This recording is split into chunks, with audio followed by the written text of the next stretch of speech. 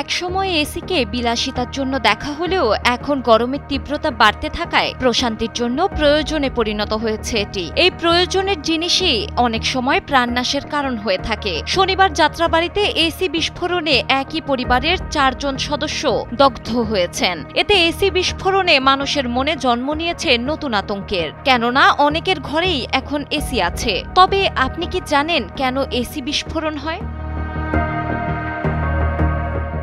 AC বিস্ফোরিত হওয়ার প্রাথমিক কারণগুলোর মধ্যে একটি হলো রেফ্রিজারেন্ট লিক। বাতাসকে শীতল করার জন্য এসিতে উচ্চ চাপে রেফ্রিজারেন্ট গ্যাস ব্যবহার করা হয়। যদি রেফ্রিজারেন্ট লিক হয় তবে বিপজ্জনক পরিস্থিতির সৃষ্টি হতে পারে, ঘটতে পারে বিস্ফোরণের মতো ঘটনা। এসির নিয়মিত যত্ন বা পরিষ্কার না করলে ময়লা জমে বিভিন্ন ত্রুটি দেখা দিতে পারে, যা এসি চলতে বাধা সৃষ্টি করতে পারে এবং সেই কারণে এসি অতিরিক্ত গরম হয়ে বিস্ফোরণের ঝুঁকি বাড়াতে পারে।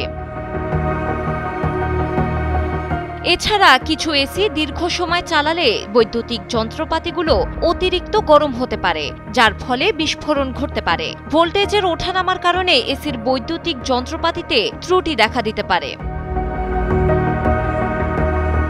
এসি বিস্ফোরণের কারণ তো জেনে নিলেন, আপনি চাইলেই এই ঝুঁকি এড়াতে পারেন। তবে মানতে হবে কিছু কৌশল। প্রথমত, সঠিকভাবে রক্ষণাবেক্ষণ করতে হবে। এসি নিয়মিত পরিষ্কার করতে হবে এবং কোনো সমস্যা থাকলে তা শনাক্ত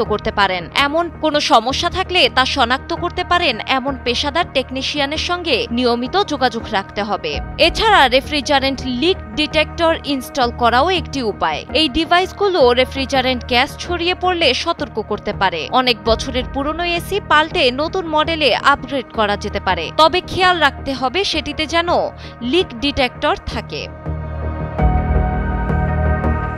এসি ব্যবহারের সব সময়ই সতর্ক থাকা জরুরি। এক্ষেত্রে দীর্ঘ সময় এসি চালানো থেকে বিরত থাকতে হবে। এসি থেকে কোনো গন্ধ বা শব্দ পাওয়া গেলে তৎক্ষণাৎ তা বন্ধ করে টেকনিশিয়ান দিয়ে পরীক্ষা করাতে হবে। জানালা খোলা রেখে দীর্ঘ সময় এসি চালু রাখলে এটি এসির উপর চাপ ফেলতে পারে। নিয়মিত এসির সার্ভিসিং করাতে হবে। ডেস্ক রিপোর্ট, সময়ের আলো।